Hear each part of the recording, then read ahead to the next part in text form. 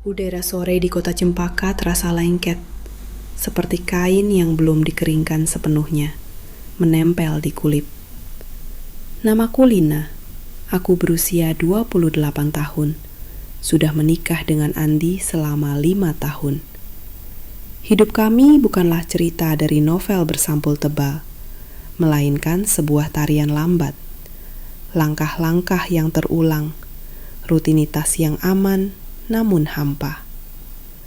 Andi bekerja sebagai satpam malam di gudang truk, dan aku mengurusi resepsionis sebuah salon kecantikan kecil namun populer bernama Cantik Kita di Jalan Merpati. Suatu pagi aku menemukan serbuk halus di lantai ruang tamu, seperti bedak yang tersapu angin dari tempat lain. Saat kuyelidiki, kutemukan lubang-lubang kecil pada kaki meja jati tua yang diwariskan nenek Andi. Rayap. Kami mencoba segala obat rumahan, semprotan dari toko, bahkan paku kayu. Tapi setiap pagi, bekasnya muncul di tempat lain. Suara gesekan lembut dari dalam kayu mengganggu tidur kami. Perusahaan pengendalian hama datang dan memberi keputusan tegas. Rumah harus dibersihkan menyeluruh. Pemiliknya harus mengungsi selama seminggu. Sewa apartemen di Cempaka mahal. Keluarga dan teman tak mungkin menampung kami lama-lama. Andi menawarkan solusi sederhana. Kita nginep di rumah Pak Budi sampai beres, katanya. Pak Budi adalah teman lama keluarga. Tinggal sendiri di sebuah rumah panggung di pinggiran kota Cempaka, dekat ladang mangga. Kami kartang bertemu, hanya sekali 2 kali waktu lebaran. Seorang lelaki kurus, berkacamata, dengan rambut memutih, dan mates yang tampak menimbang segala hal sebelum berbicara. Aku ragu, tapi tak ada pilihan. Rumah kayu Pak Budi berdiri di antara pohon-pohon tua. Halaman yang rimbun memberi kesan rahasia. Di pagar, ia menyambut kami dengan senyum kecil. Silakan masuk, jangan sungkan. Suaranya parak, tetapi ramah. Saat ia menatap, matanya nyaris menahan pikiranku, seperti ingin membaca lapisan-lapisan yang kusimpan rapi. Kamar kami kecil, kasur tipis, tirai pudar, lantai panpan berderit bila ku jejak. Andi tertidur cepat setelah lembur. Malam itu aku duduk lama di pinggir tempat tidur, mendengarkan bunyi rumah yang asing. Keesokan harinya, saat ku bersihkan gelas di dapur, Pak Budi memanggil. Lina, aku masak sop, mau menemani? Suaranya simpel, pawar, tapi ada sesuatu yang membuatku menurut. Aku duduk di meja makan. Kami makan dalam keheningan yang disisipi aroma rempah. Ada beberapa hal pada Pak Budi yang membuatku tak bisa benar-benar santai. Tangan di balik lengan kemeja. Kulitnya berjejak garis-garis waktu. Cara ia menatap piring, seolah setiap gerakan punya tujuan. Matanya sering menoleh ke pakaianku. Bukan dengan nafsu jelas, melainkan seperti menilai apakah aku sadar akan diriku sendiri, bagaimana kain melingkupi tubuhku. Aku mengenakan sarung sutra tipis malam itu, longgar tapi jatuhnya membentuk garis badan yang sederhana, bukan provokatif, hanya feminin. Rasa malu menghangat, tapi bukan hanya karena penilaian, ada sesuatu lain. Sebuah rasa diperhatikan yang belum pernah kurasakan dari Andi selama bertahun-tahun. Malam-malam selanjutnya, Andi bekerja. Aku sering menemani Pak Budi menonton futom lama di ruang tamunya yang penuh rak buku. Di sana, ruangan sempit membuat kami duduk berdekatan di sofa yang mengeluarkan bunyi, dan kehadirannya begitu nyata. Aromanya seperti kayu manis dan tanah lembab. Suaranya serak di tepi. Tangannya kadang tanpa sengaja menyentuh tanganku saat ia mengipas buku yang kusobek. Sentuhan itu singkat, sopan, tapi cukup membuat jantungku berdetak. Aku bingung pada diriku sendiri. Aku sudah menikah. Namun, dalam keheningan rumah ini, aku menemukan ruang untuk perasaan yang tak ku mengerti. Suatu malam, setelah memasak bersama, kami membersihkan dapur. Pak Budi mengenakan kaos lengan pendek, celana panjang usang. Keringat mengilap di dahi. Saat ku ambil panci dari lemari atas, ia membantu menstabilkanku dari belakang. Bukan menggenggam, hanya menopang bahu. Napasku mendadak berat. Ada adegan sederhana itu yang terasa begitu dekat pada sesuatu yang pernah kubayangkan di sudut-sudut hatiku. Kehangatan, perhatian, pengakuan. Bukan permintaan yang vulgar, melainkan pengakuan akan hidup yang lelah, tetapi penuh ketulusan. Di hari ketiga, aku menemukan pesan di ponsel Andi. Bukan foto atau kata mesra, tetapi baris singkat dari nomor tak dikenal. Rindu, kita ketemu lagi. Kaki dunia yang selama ini kukira kukuh terasa goyah. 5 tahun pernikahan kami terasa seperti pertunjukan yang kusaksikan dari jauh. Ada kerapuhan yang tak kusebut. Saat itu aku sadar sesuatu di dalamku bergerak. Bukan sekedar terpikat oleh perhatian Pak Budi, melainkan kemarahan dan kesedihan, karena kami, aku dan Andi, telah saling menjauh. Malam itu kami makan dalam diam. Aku duduk di sela cahaya lampu, merasakan berat pilihan di dada. Pak Budi menatapku tidak seperti biasanya, lebih lembut, lebih penuh. "Kamu baik-baik saja?" tanyanya. Suaranya membuat udara seketika menipis. Aku mengangguk pelan. Aku tak tahu apa yang menunggu, tapi untuk pertama kali dalam waktu yang lama, aku merasakan sesuatu yang mirip dengan keinginan untuk memilih hidupku sendiri. Di bawah langit cempaka yang dikunci oleh lampu-lampu jalan, kisah ini baru mulai mengendurkan simpul-simpulnya. Rumah, rahasia lama, dan perasaan yang tak berlabel.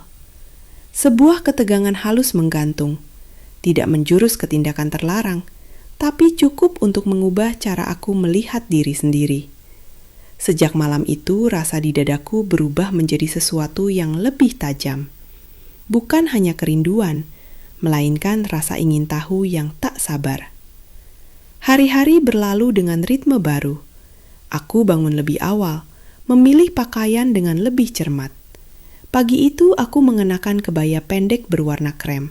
Bahannya tipis namun rapi. Rok batik sampai lutut yang membentuk pinggang kecilku. Sandal kulit sederhana yang selalu kuikat rapat. Di telingaku kupasang anting mani kecil berwarna zamrud, hadiah dari nenek yang selalu kusimpan sebagai jimat. Penampilanku sederhana, namun setiap lipatan kain terasa seperti pesan halus kepada diriku sendiri.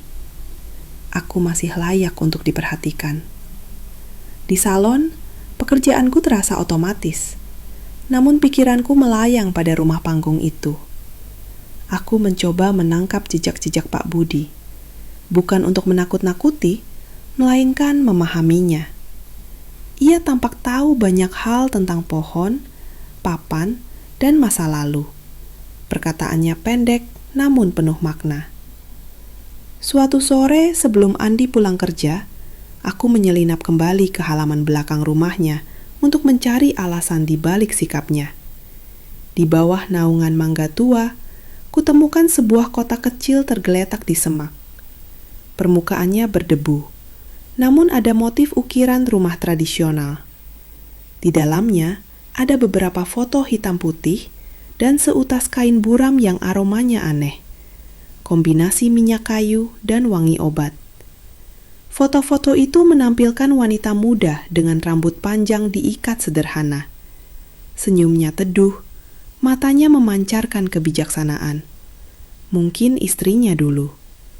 Di belakang salah satu foto tertulis dengan tinta pudar, "Untuk selalu, dari R." Huruf R itu membuat sesuatu bergetar dalam ingatanku. Sesuatu yang tidak kulihat sebelumnya.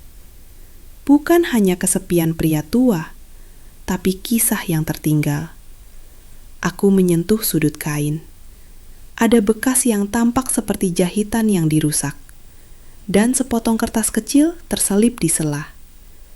Kutarik perlahan, sebuah catatan singkat. Jangan buka di malam tanpa bulan. Kata-kata itu terasa seperti perintah sekaligus undangan. Malam harinya, aku duduk di ambang pintu kamar, memikirkan arti pesan itu. Andi pulang seperti biasa, lelah dan muram, tanpa bertanya banyak soal. Aku sendiri menahan keinginan untuk mengucapkan hal-hal yang bisa membuka luka lama. Ketika jam berdentang tengah malam, suara-suara di luar tetap tenang, kecuali ada sesuatu yang berbeda. Langkah ringan di atas ubin kamar belakang. Kupikir itu hanya angin, tetapi rasa penasaran membuatku menerobos malam. Di kebun, bulan bersinar tipis di balik awan. Bayang-bayang menyerupai lukisan. Di sana, di dekat gudang kecil, kutemukan Pak Budi berdiri menunduk pada tanah yang baru digali. Tangannya kotor, namun gerakannya tenang. Saat aku mendekat, ia menoleh.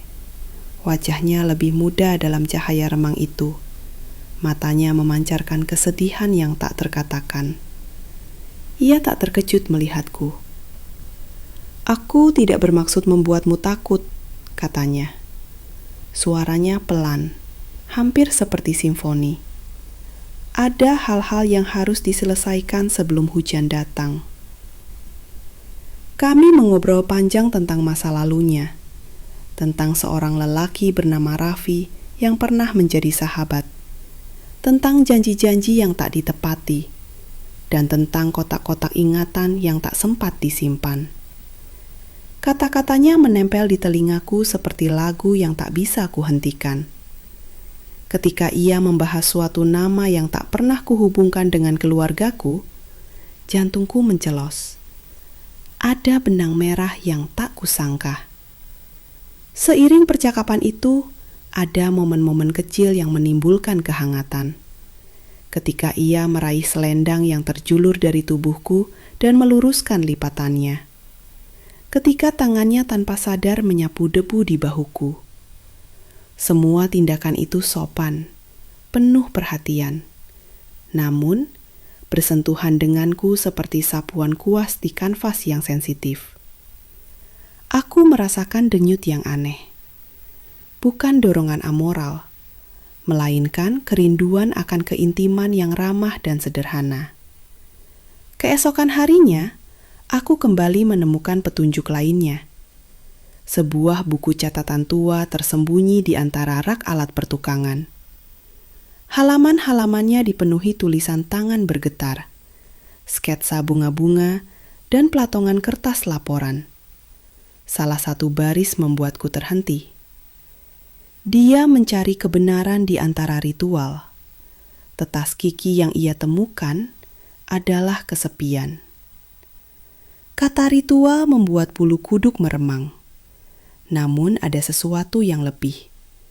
Rasa bahwa masa lalu Pak Budi tidak hanya pilu. Mungkin ada unsur rahasia yang respecting kehidupannya menjadi labirin. Andi mulai merasakan jarak yang tumbuh di antara kami. Ia lebih sering pulang larut, dan tatapannya menusuk seperti hujan musim. Suatu malam, saat aku duduk di meja makan bersama Pak Budi, Andi datang tiba-tiba. Wajahnya pucat, matanya seperti menahan badai. Di bawah sinar lampu yang redup, udara terasa tegang. Tanpa kata-kata panjang, ia menuduh kami berduaan. Suaranya serak namun retak. Perdebatan kecil meledak, lalu reda seperti ombak yang surut. Setelah suasana mereda, aku dan Pak Budi duduk kembali. Ada keheningan yang bukan karena canggung, melainkan karena keputusan yang menunggu. "Kamu tak harus memilih sekarang," katanya, "tapi kamu harus jujur pada dirimu sendiri." Kata-kata itu adalah cermin. Aku menatap tangan sendiri, kuku yang dipoles tipis, gelang kecil yang selalu kugenggam saat gelisah. Di sudut hatiku, ada keputusan yang belum matang. Menyelidiki lebih jauh masa lalu yang membayangi rumah ini. Atau kembali ke rutinitas yang aman namun kosong. Malam itu aku pulang dengan kepala penuh teka-teki. Di bawah bintang-bintang cempaka, seolah ada janji yang samar. Sesuatu yang harus kupelajari. Sesuatu yang mungkin membawaku ke tepi yang belum pernah kutapaki. Di lembaran berikutnya, cerita ini berjanji membuka pintu-pintu yang lebih dalam. Tentang hubungan yang rumit, rahasia yang menunggu untuk diungkap, dan pilihan yang bisa merombak hidupku. Di ujung bab, sebuah suara samar terdengar dari balik pintu gudang, seperti langkah kaki yang tak seharusnya ada. Aku menahan napas. Lampu di ruang tamu berkedip 2 kali, dan kemudian padam. Aku merasakan telapak tangan dingin menekan bahuku dari belakang. Tetapi siapa di sana? Lampu mati sekali lagi, dan bayang-bayang bergerak. Rumah panggung Pak Budi berada dalam kesunyian yang menekan malam itu. Setelah lampu padam dan bayangan bergerak di ujung ruangan, aku memutar tubuh dengan cepat. Tapi tak ada siapapun di belakangku. Hanya tirai bambu yang bergoyang pelan, seperti disentuh angin yang tidak terasa. Jantungku berdetak sangat cepat, sampai-sampai nafasku pendek. Di kejauhan terdengar suara jangkrik, namun suasana rumah sendiri seperti menolak bernapas. Pak Budi muncul dari arah dapur, membawa lampu senter kecil yang cahayanya berkelip. Sinar itu menerpa wajahnya, tampak khawatir, tetapi tetap tenang. "Kamu lihat apa?" tanyanya pelan. Aku menggeleng, tapi jemariku masih gemetar. Ada seperti sentuhan di bahu. Ia mendekat dan menepuk bahuku dengan lembut. "Ini rumah kayu tua, Lina. Banyak celah udara. Tapi kalau kamu merasa risau, aku akan periksa sekitar." Cahaya dari senternya menari di seluruh ruangan. Tak ada yang janggal, namun hawa aneh masih menggantung, seperti aroma dingin yang tertinggal setelah lampu padam. Kami duduk di ruang tamu, saling diam, mendengarkan rumah berderit pelan. Saat aku menghela napas, kain dress santai yang kupakai, berwarna biru muda dengan motif kecil-kecil, bergerak lembut. Aku baru sadar betapa halus bahannya, bagaimana ia menempel sedikit di kulitku setelah udara lembab malam. Ada rasa malu kecil muncul, bukan karena Pak Budi menatap dengan cara yang salah, tetapi karena aku sangat sadar akan diriku sendiri di dekatnya. Untuk sejenak, matanya terhenti pada gelang kain di pergelangan tanganku, lalu kembali ke wajahku. Tidak ada maksud buruk, hanya perhatian. Perhatian yang selama bertahun-tahun tidak pernah kurasakan dari Andi. "Lina," katanya dengan suara serak, "kamu boleh cerita apa saja, apapun." Aku ingin mengatakan banyak hal, tentang rahasia Andi, tentang kekosongan batin, tentang rasa ingin tahu terhadap masa lalu Pak Budi, tapi kata-kata itu tertahan. Tepat ketika aku hampir berbicara, suara ketukan datang dari arah bawah rumah. Bukan keras, tetapi ritmis. Tok, tok, tok. Seperti seseorang mengetuk tanah dari bawah lantai kayu. Aku dan Pak Budi saling menatap. "Gudang bawah," katanya lirih. Kami patun melalui tangga belakang. Aku memakai sandal rumah dan menyampirkan selendang tipis untuk menutupi bahu. Entah kenapa udara terasa lebih dingin dari biasanya. Lampu-lampu kecil di sela papan menerangi sedikit jalur menuju gudang. Begitu Pak Budi membuka pintu, aroma tanah lembab langsung menyergap. Di lantai terdapat jejak, bukan kaki manusia, bukan binatang, melainkan garis-garis seperti seseorang menyeret sesuatu yang berat. Garis itu menuju tumpukan peti kayu kecil. "Kamu pernah buka peti ini?" tanyaku. Pak Budi menggeleng, Belum, dulunya milik almarhum ayahku. Kami mendekat. Ada 3 peti. 2 tertutup rapat, namun yang paling kanan sedikit terbuka, seolah baru dibuka seseorang. Pak Budi mengangkat tutupnya pelan. Isi peti, kain lusuh berwarna merah marun, batu kecil menyerupai manik, dan buku catatan berkulit tipis. Saat ia menyentuh bagian atas buku itu, sesuatu berdesir. Bukan suara, tapi rasa.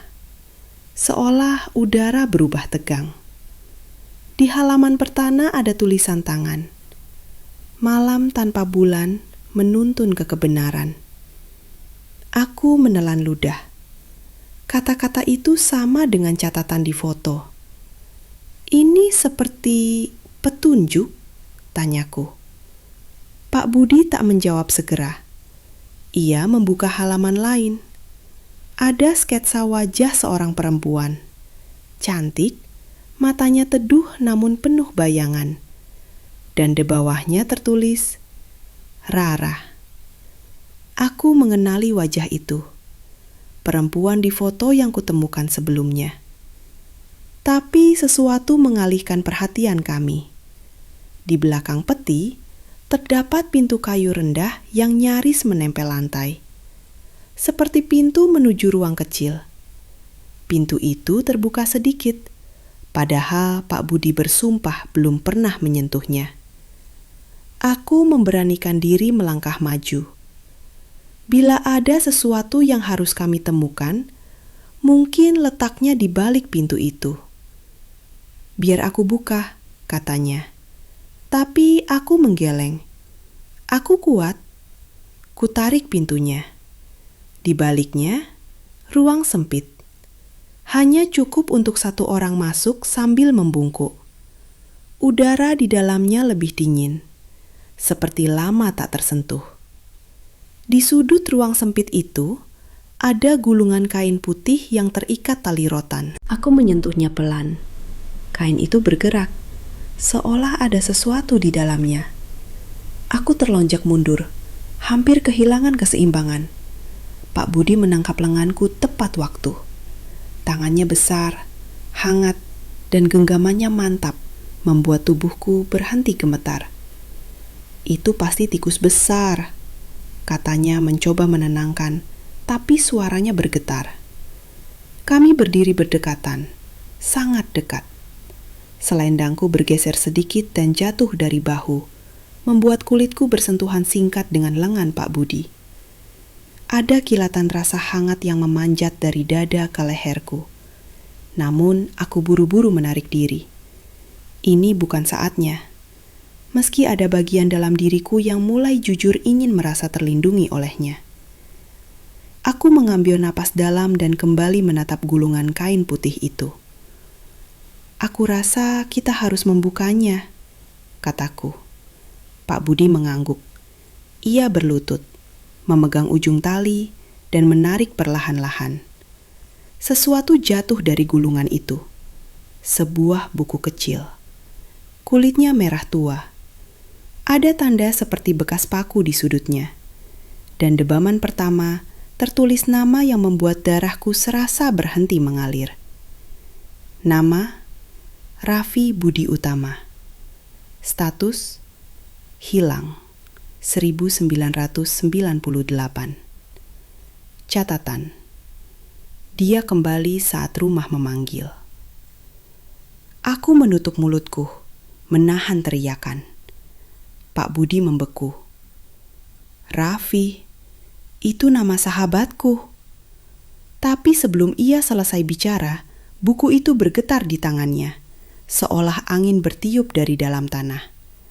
Lalu, dari sudut ruang gudang-gudang kecil itu, terdengar salara langkah. Pelan, sangat pelan, namun pasti. Kami tidak sendirian di rumah itu. Dan langkah itu bergerak mendekati kami. Udara di bawah rumah itu berubah seakan membeku. Langkah-langkah pelan yang mendekat terdengar seperti hentakan lembut pada kayu. bukan langkah manusia biasa, tetapi ritmis, menyerupai seseorang yang sangat berhati-hati agar tak terdengar. Aku merasakan bulu kuduku meremang, sementara Pak Budi berdiri sedikit di depanku, melindungi tubuhku seperti naluri yang muncul begitu saja. Caha persenter yang ia pegang bergetar, karena patanya tak lagi setenang sebelumnya. Tetapi belakangku, Lina, katanya pelan. Napasnya pendek, tapi suara itu tetap tegas. Aku mengangguk meski hatiku seakan memukul dinding tulang rusukku dari dalam. Gaun tidur panjang yang kupakai malam itu, warna hijau zaitun lembut dengan kain tipis yang mengalir, terasa terlalu dingin saat angin dari bawah lantai menusuk kulit. Jepitan rambutku longgar, beberapa helaian jatuh menutupi sisi wajah saat aku bergerak. Langkah itu semakin dekat. Tuk, tuk, tuk. Kami berdua menahan napas. Senter diarahkan ke sudut ruang bawah, tempat pintu kecil itu terbuka. Namun tidak ada siapapun di sana. Tidak ada bayangan, tidak ada tubuh. Hanya papan kayu yang tampak seperti bergetar sedikit, meski tidak ada angin. Aku tidak suka ini, bisikku. Pak Budi perlahan menutup pintu kecil itu dan menegakkan tubuh. Kita naik, sekarang. Saat kami melewati tangga kayu sempit itu, aku merasakan sesuatu menyentuh mata kakiku. Sangat ringan, seperti ujung kain atau rambut. Aku terlonjak kecil dan memegang bahu Pak Budi tanpa sadar. Ia refleks menggeser tubuh, menahan keseimbangan kami. Kedekatan itu membuatku merasakan suhu hangat dari tubuhnya, kontras dengan dinginnya udara sekitar. Tidak apa-apa, aku di sini, katanya pelan. Kata-kata itu sederhana, tetapi membuat dadaku terasa penuh dengan emosi yang bercampur aduk. Ketakutan, ketertarikan, rasa percaya yang belum sempat kubentuk sebelumnya. Kami tiba di ruang tamu, dan Pak Budi segera mengunci pintu tangga bawah. Lampu utama kembali menyala, entah bagaimana, padahal sebelumnya padam. Ruangan itu tampak lebih hangat, tetapi aura mencekam masih melekat seperti kabut tipis di udara. Aku duduk di sofa, mengeratkan kain gaunku. Pak Budi duduk di sampingku, masih memegang buku merah tua itu. Raffi, dia tidak pernah kembali setelah pergi ke hutan tahun 98. Ada rumor aneh waktu itu, tentang ritual lama yang tidak boleh dipraktikkan. Aku memandang ke buku itu. Halaman pertamanya seakan berdenyut. Dan kenapa namamu ada di catatan itu? Tanyaku. Ia menghela nafas panjang. Karena aku yang terakhir melihatnya. Dia menitipkan buku itu padaku, tapi aku kehilangan keberanian untuk membukanya. Lalu, entah bagaimana, buku itu hilang sendiri. Aku mengusap lenganku yang merinding. Dan kembali ke rumah ini? Sepertinya begitu. Ia memandangku lama, bukan dengan cara yang membuatku tidak nyaman, tetapi dengan rasa khawatir. Lina, apa kamu yakin ingin melibatkan diri dalam ini? Aku tidak ingin kamu terluka atau terseret ke masa lalu yang seharusnya tidak hidup kembali. Aku menggigit bibir, menunduk. Gaun tidurku sedikit tertekuk, memperlihatkan pergelangan kaki dan gelang kaki kecil berbentuk lonceng yang kupakai sejak remaja. Kebiasaan lucu yang selalu mengeluarkan bunyi halus saat aku gugup. Pak Budi memperhatikan itu sebentar, lalu tersenyum tipis. Kamu selalu punya keanggunan yang tenang, katanya lirih. Wajahku terasa panas. Aku hanya... tidak apa-apa, kita manusia. Ada jeda panjang, hening yang lembut, hangat, tak sekaku sebelumnya. Namun sebelum aku sempat membalas, suara keras terdengar dari luar rumah. Brak! Seperti seseorang menendang pintu samping. Aku terlompat. Pak Budi langsung berdiri. Tetap di sini. Tapi aku tak bisa duduk diam. Aku mengikutinya ke teras samping. Angin malam bertiup, membawa aroma tanah basah dan kayu tua. Pintu samping terbuka sedikit. Bukan karena angin. Ada bekas goresan panjang di kayunya, seperti ditarik benda tajam. Di depan rumah, bayangan seseorang tampak bergerak cepat menuju kebun. Seseorang masuk halaman, gumam Pak Budi. Aku menggenggraf lengannya. Apa itu Raffi? Pak Budi terdiam. Jika itu benar, dia bukan lagi seperti yang aku kenal. Kami sekanuti jejak itu sampai batas halaman. Di antara pepohonan, ada secari kain putih tersangkut dahan rendah. Aku meraihnya. Itu adalah kain dari gulungan yang kami temukan di ruang bawah tadi. Kain itu seakan ditarik keluar rumah observatu. Di ujung kain itu ada noda kecoklatan, seperti tanah atau darah. Aku menatap Pak Budi. Ia memandang kembali dengan ketegangan yang tak pernah kulihat sebelumnya. Ini bukan kebetulan lagi, Lina. Ini panggilan. Sebelum aku sempat bertanya lebih jauh, ponselku bergetar di saku gaunku. Layar menyala. Nomor tidak dikenal. Pesan masuk. Kau sudah membukanya. Maka kau harus melihat akhirnya.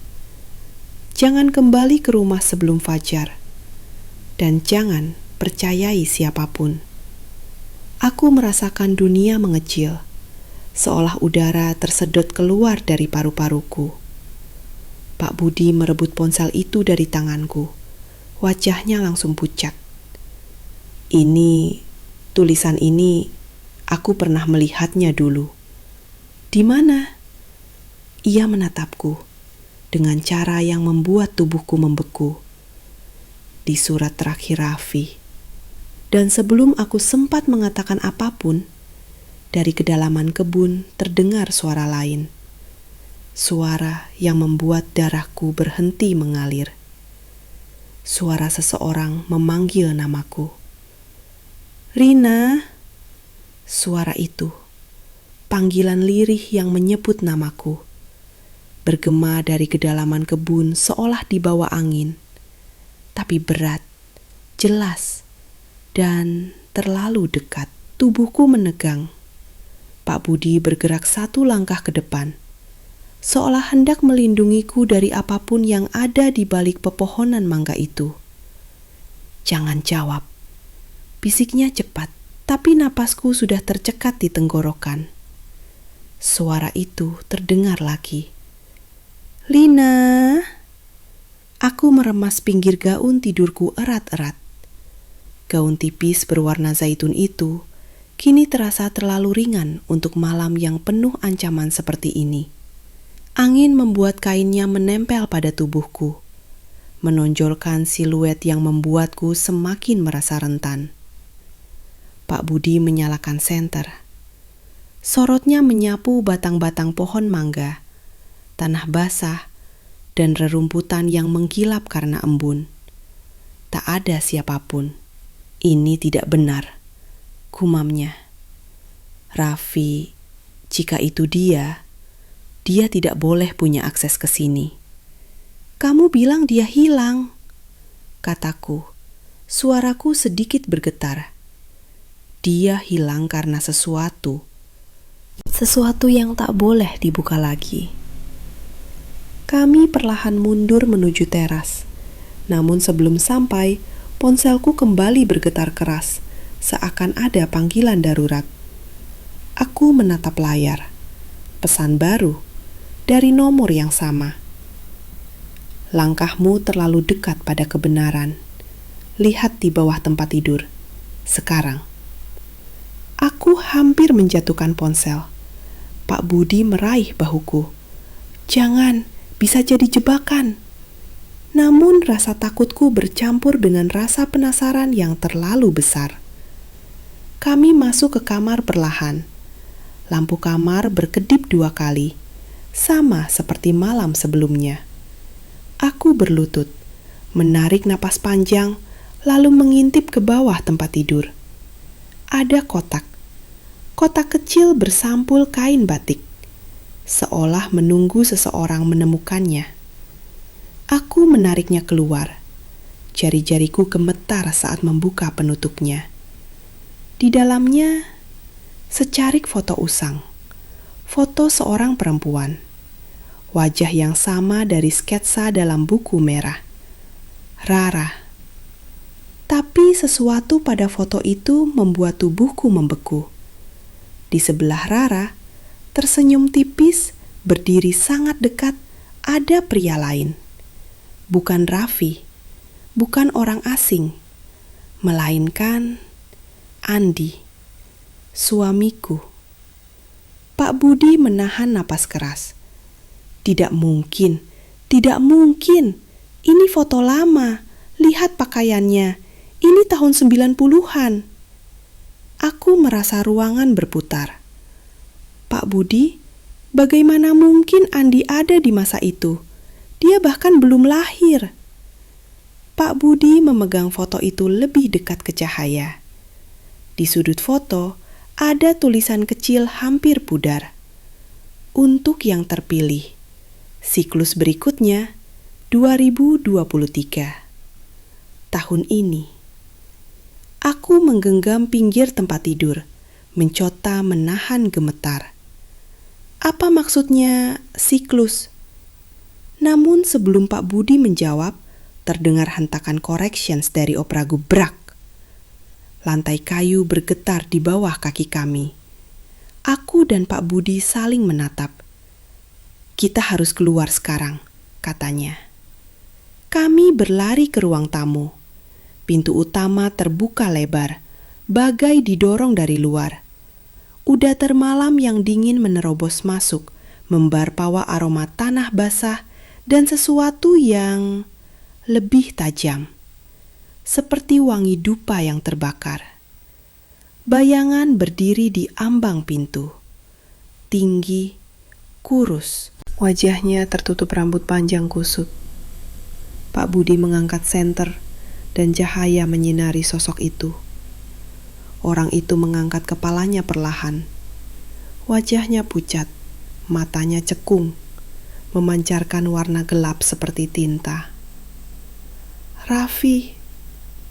Tapi bukan Raffi yang diceritakan Pak Budi. Ini sesuatu lain. Budi, suara itu parau, patah-patah. Kau kembali membuka pintunya. Pak Budi mundur 1 langkah. Aku memegang lengannya erat-erat.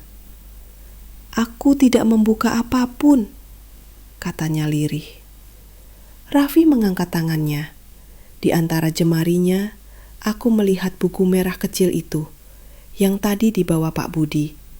Sekarang berada dalam genggamannya. Kalian terlalu dekat, katanya.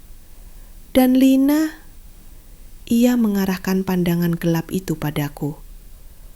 Kau membawa kunci. Dadaku terasa sesak. Kunci apa? Namun bukannya menjawab, ia menunjuk dinding di belakang kami.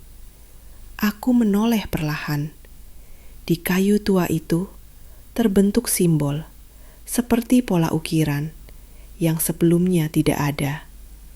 Simbol itu berdenyut samar, seolah hidup, dan kemudian seluruh rumah bergetar. Lampa padam semuanya. Gelap total. Aku mendengar Pak Budi berteriak namaku. Lina!